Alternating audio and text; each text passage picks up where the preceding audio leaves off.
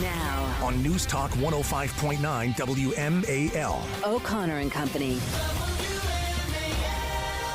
It's 6:06 here on O'Connor and Company.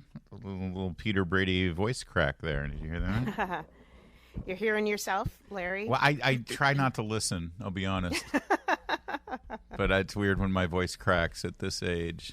You know, puberty is it's a tough thing to get through. Someday I'll be done with it. Just don't take those blockers that lady at school tells you about, please. Those hormone blockers, okay? I still get pimples. What is that about? Well, everybody does. But if you're getting like full face acne along with braces, that might be something to look into. All right. Yeah. Everything's fine. Coming up later that's Patrice Onwuka, by the way, as you can recognize her mellifluous tones without a voice crack. At 6:35, Lora Ries will be here, Director of Border Security for Heritage. 7:35, Carrie Rist, running for school board in Prince William County. And at 8:35, the Virginia Attorney General, Jason Miyares. All right, yesterday, President Biden doing some kind of event with some kind of group of some kind of people. All women. Have you noticed it's always women? He's always surrounded by women. What is that? Yeah, and they're all, It's funny. I watched some of the women in the back. They didn't even clap for him, but standing behind him. It was weird. Like, what's up with that? Yeah, and he's a creepy guy. He's a weird, creepy dude. And here's just one moment that was creepy. I want to say one thing to your children. I know some really great ice cream places around here. And Daddy owes you. Okay? So talk to me afterwards. No man is telling me or my kids about being their daddy, but Victor Onwuka. Thank you. Don't use that term. Just none of it. In fact, when you begin an offhand comment that starts with, I want to say something to your kids, stop.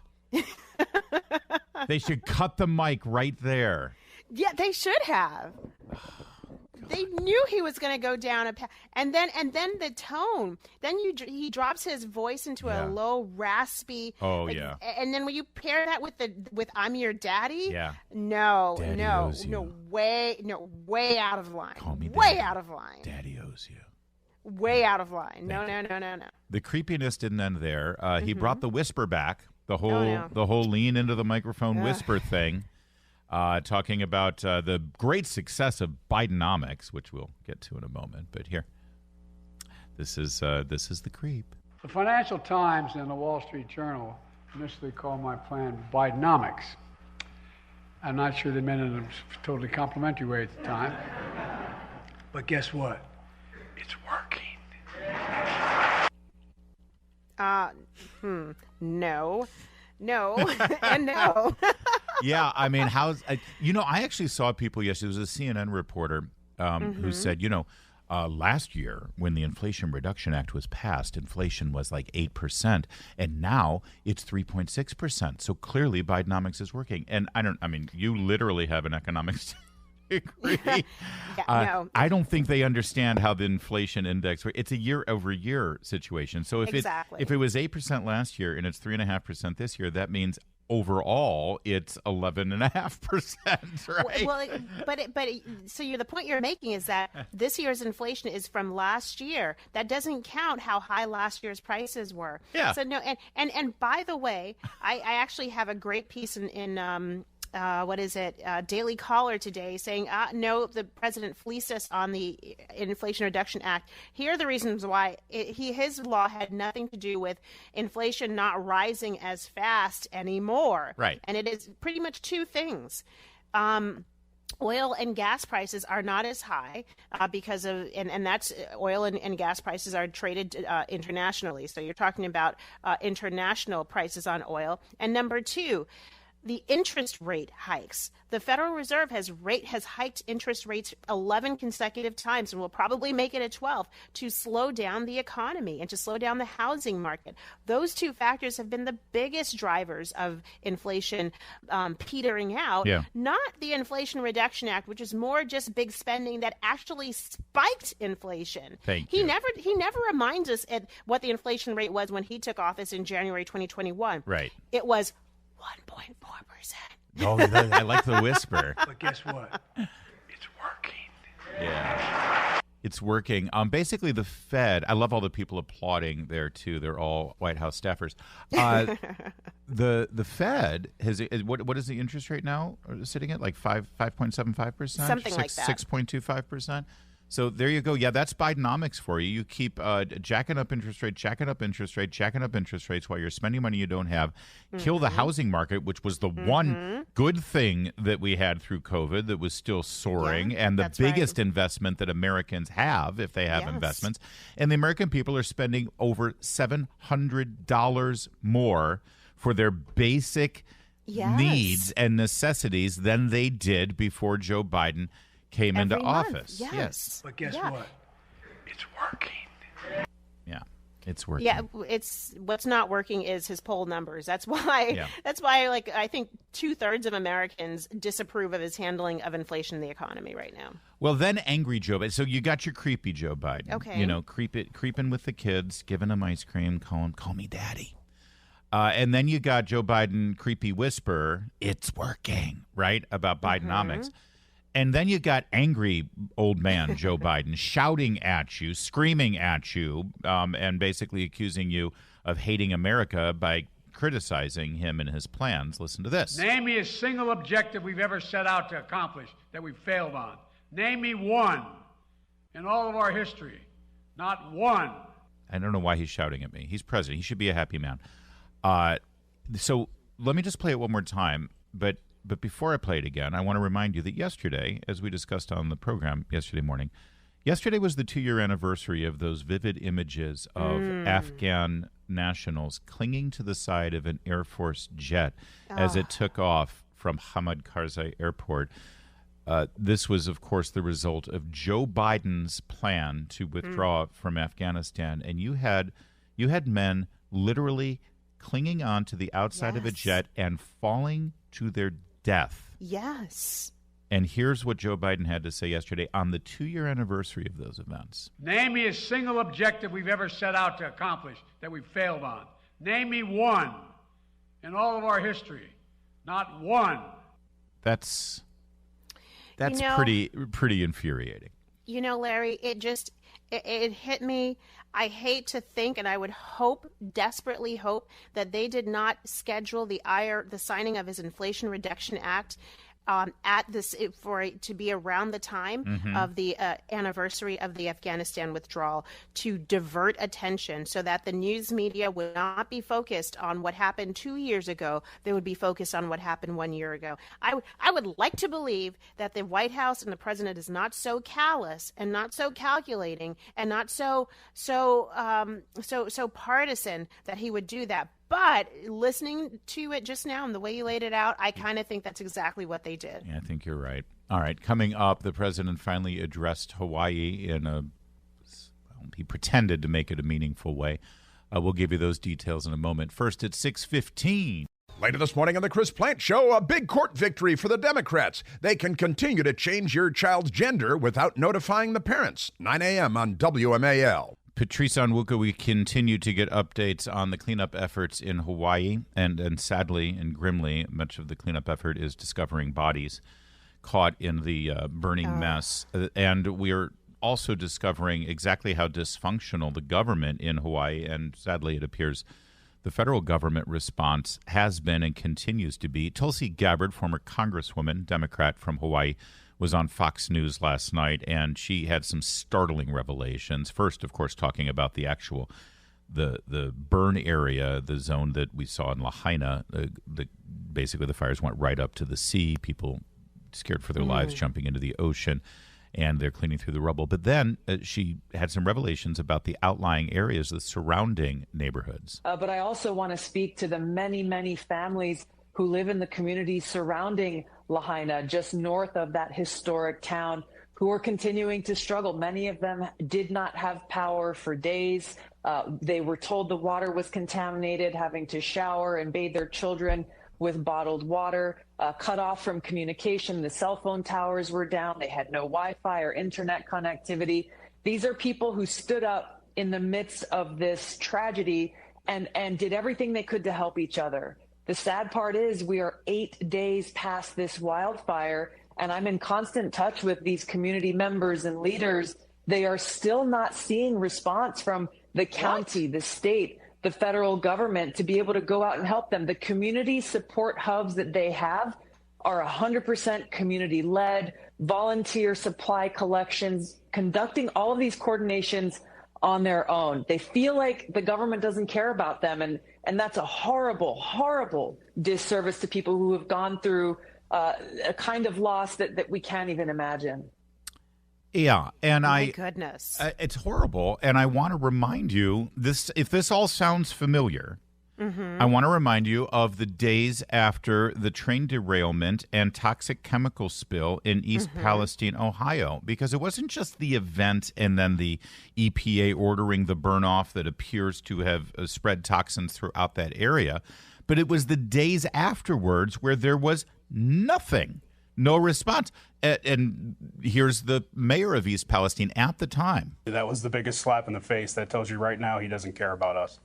So agreed. He can send every agency he wants to, but I found that out this morning in one of the briefings that he was in the Ukraine giving millions of dollars away to people over there, not to us, and I'm furious. On President's Day in our country. Yeah, President's Day in our country. He's over in Ukraine, so that tells you what kind of guy he is. Yeah, and it also tells you what kind of guy he is, that he's now announced that he will go to Hawaii next week, but he's still and he still hasn't gone to East Palestine, Ohio.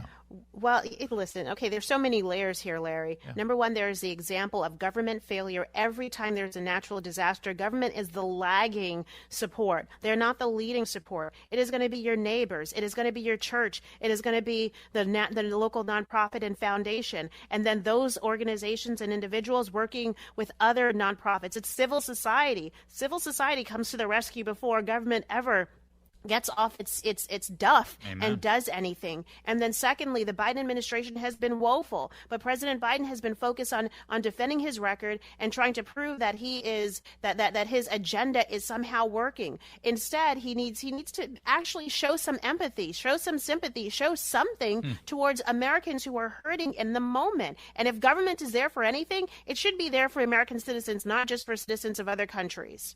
Well said. And by the way, you're 100% right. But the problem is that there's one party in this country who tries to assure everyone that they don't have to look out for themselves. They don't have to look out for their neighbors. They don't have to rely on, God forbid you rely on your church to help you out. Government will take care of everything. We got you no matter what. Exactly. That's what they always claim. And whenever they fail like this, and when they fail like this, Patrice, they say, well, the solution is we need more money and more power.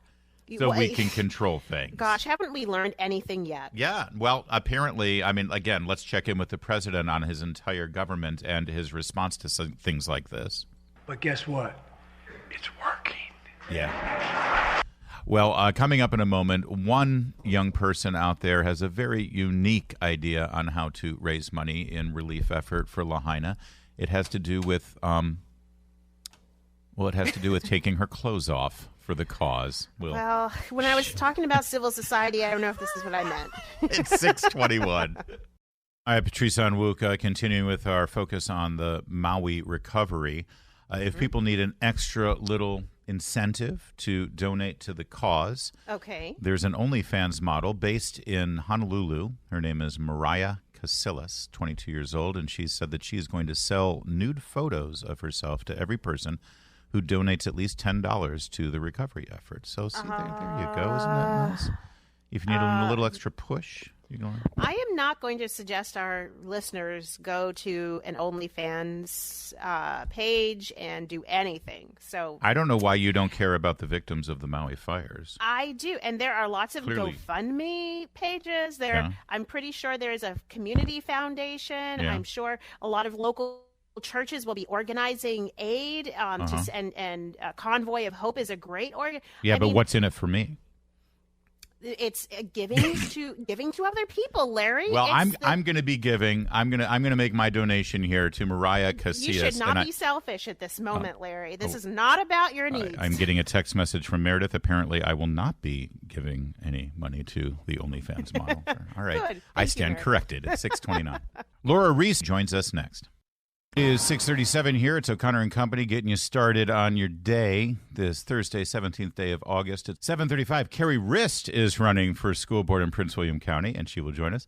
8:35, the Attorney General of Virginia, Jason Miyares. I'm Larry O'Connor alongside Patrice Onwuka. Happy Thursday, Larry. Happy Thursday to you, too. We saw the lamentable spectacle of the Biden administration doing some sort of victory dance a couple of weeks ago, saying that, oh, yeah, the border problem is not as bad as everyone said it was going to be, and everything's under control. We now have the numbers. July, 150,000 immigration cases in July. And those are, again, just the ones that actually got stopped, processed, and recognized by Border Patrol. As we know, there are untold thousands that cross uninhibited without any interaction with Border Patrol. So to suggest that this is some kind of a success is, well, what's the word I'm looking for? A lie. Joining us now is Lora Ries, Director of Border Security and Immigration Center at Heritage Foundation. Laura, thanks for joining us. Thank you, and good morning, Larry and Patrice. Good morning to you. There's no end in sight here, is there? This just continues unabated. And by the way, this is usually, when it's this hot, isn't it usually the numbers go down a little bit because it's like, as hot as it is here in the D.C. area, it's like 120 degrees down there. Yeah, there are seasonal trends to illegal immigration on the southern border, and Secretary Mayorkas, as you said, has been patting himself on the back ever since January, claiming that the numbers have dropped on the southwest border. Really, it's been a shell game. He's been directing future illegal aliens stop crossing between the ports on the border and instead use the CBP Mobile One application, make an appointment, and you can enter through the ports. And those numbers have rapidly risen. And it's August 17th now, and DHS still hasn't reported the July number, which tells us he's lost the narrative for the increase in what's crossing the border, even between the ports. So now, what does this mean for the backlog of cases that our immigration system is saddled with right now? I mean, from reporting I saw even last year, people were going to be waiting 5 or 6 years before anyone would even call them into before some sort of judge or magistrate to explain why they should be granted asylum. Yeah, the numbers have rapidly risen just in the immigration court. So when Joe Biden came into office, there were 1.4 million cases pending in immigration court, and it's nearly doubled just since he's been in office. Now it's 2.5 million, and fiscal year 23 isn't over yet. And so the aliens know this. It buys them more time to stay in the U.S., which is what they want, so they can work here, make more money, send money home, bring family here. And so it just perpetuates this more illegal immigration because people know they can get in through Biden's open border. They can make a false asylum claim and then stay here for years because their case won't be heard for a very long time. Well, the good news here is that help is on the way from the federal government for those border towns in Texas and in Arizona who are inundated with people coming across the border and taxing their social services, their schools, their health systems. The Biden administration is sending $100 million that has been earmarked for border security and border relief. And it's, I'm sorry, that's going to New York. New York, Laura. They're sending it to New York because they've got, 20,000 who have been bussed up there from Texas. How outrageous is that Biden's helping New York out with the illegal immigrants living on their streets, but they're ignoring the states where they're dealing with this for years? Yeah, the administration is suing Texas for trying to protect its border, but then sending money to Democrat mayors who are running sanctuary cities proud of the policy and simply asking for more money, like New York Mayor Adams, the Chicago Mayor, D.C. We've seen this over and over again. And these mayors, as frustrated as they might seem for facing the consequences of their own policies, they never tell the Biden administration to secure the border and stop the flow. No, they just ask for more federal money, and there is no bottom to this fiscal pit. Absolutely not. I mean, I think that the challenge we have here is we've got someone overseeing this agency who seems to be, I don't think he's inept. I actually think he's very much complicit and knows exactly the shell game that he's playing that you rightly laid out here, Mayorkas. Now, I know that conservatives have wanted to impeach him. I don't remember if there have been articles of impeachment introduced, but the idea is get rid of Mayorkas. Would getting rid of Mayorkas, though, change the problem, or do you expect that Biden would just slot somebody else in there to be another yes man? Yeah. Well, Secretary Mayorkas absolutely merits impeachment. He's violated the law. He has lied to Congress under oath. He's lied to the American public. He's endangered Americans. And so it is something that Congress should pursue. Various members have introduced articles of impeachment. Okay. Unfortunately, the field is getting crowded for the members of this administration who warrant impeachment. Yeah, really. Wait in line. And yes, the administration can simply pick another person to do it. But one good aspect of impeachment also is think of it as discovery. With such a series of hearings, then the American people can see what Secretary Mayorkas has really been doing behind the scenes and how he has been lying about it. That's a great point. It does slow things down. That's a great point. It forces transparency so we can see exactly what's behind this policy. But I agree with you and with Patrice. Ultimately, this is Biden's policy and the party's policy that they're carrying out. Thank you so much for joining us, Lora Ries, Heritage Foundation, border security expert. It is now 6:43. Oh, Patrice, I know how much you love critter news. I love critter news. I just hate critters. Let's start with a disconcerting trend here with regard to artificial intelligence, and then we'll move on to a critter news story from our own backyard. Okay. AI is everywhere. That's all anyone wants to talk about. By the way, did you see Kamala Harris explained AI to everybody? AI. It's 2 letters. Oh, really? Yeah. It's not just a word, AI, like EEY. It's no. So artificial intelligence, everybody says, all of our problems will be solved with artificial intelligence. I frankly really welcome some good old-fashioned human intelligence once in a while in our society and in our culture, but no. We got to go artificial. And here's the latest one that I don't think is going to take off. New York Post headline, AI pets could replace dogs and cats. I'm here for it. Yeah.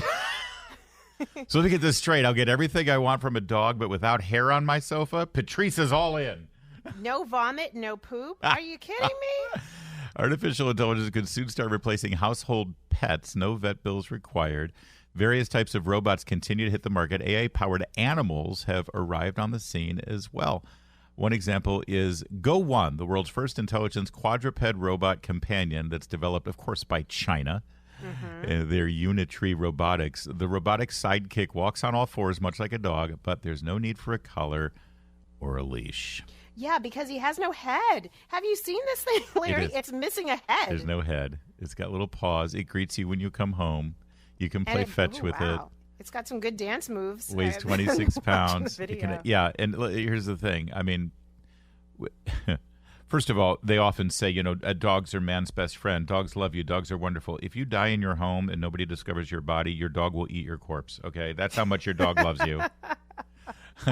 But secondly, with these Chinese-made robots, these dogs will actually be the thing that kills you. There's a switch in Beijing where they said, okay, execute Plan 66. Well, that's the concern, right? I mean, any sort of technology in your home can be hacked by someone else, let alone the Chinese Communist Party. Thank you. Anybody who brings one of these obvious assassin machines into your home, you get exactly what you deserve. Meanwhile, in Prince George's County in Beltsville, right. I drive past Beltsville every day coming into work. That PG is my county. That's right. This is kind of concerning. Well, this is concerning, and it's not even close to the water. This part of PG County, there were officials were called multiple reports of an alligator, which is like, goodness. How in the hell does that happen? An alligator in PG County? Yes. I mean, there is nothing out there but like a lot of farmland in Beltsville. I mean, yeah, there's not much going on out there. Maryland Department of Natural Resources said officers were called to the lighthouse at Twin Lakes apartment. So, just in an apartment building. Just, Oh my gosh. Because a lot of people said that they saw an alligator. Well, it turns out a couple of them took pictures of it. Thank God. See, every time I say, "Oh, there's Bigfoot," there's Loch Ness. You've got a phone in your pocket. Take a picture. Well, in this case, there really was something. They took pictures of it. They reviewed the pictures. I don't know if this is better news or not. They said, "Oh, that's not an alligator. It's a 4-foot-long tegu lizard." Oh. It's just a 4-foot-long lizard. Everything's fine. Go back about your normal day. 4-foot-long lizard? Yeah. I mean, I don't need that in my life. Yeah. Okay. So obviously somebody has been traveling to some exotic places and bringing back exotic animals. Yeah. The question is whether or not that it's even legal to have it there. Now, I will say I just checked in this apartment complex. They do have a pool. So I was thinking maybe that's what was drawing the alligator, but this lizard, that's another story. Yeah. A tegu lizard. Oh Come on, gosh. guys. Don't be doing that. We don't need 4-foot lizards around here. Come on. Especially when they start breeding and then right. cross and then, oh, Larry. Oh, no. You want to see a big lizard? I want to show you one. Thank you. Thank you very much. It's 6:52. If dental fear has been weighing heavy on your mind, I might get fired for that. I might. That might be the end for me. I hope not, Larry. Iguana. Coming up, it's the big 7 o'clock hour. We'll keep it here.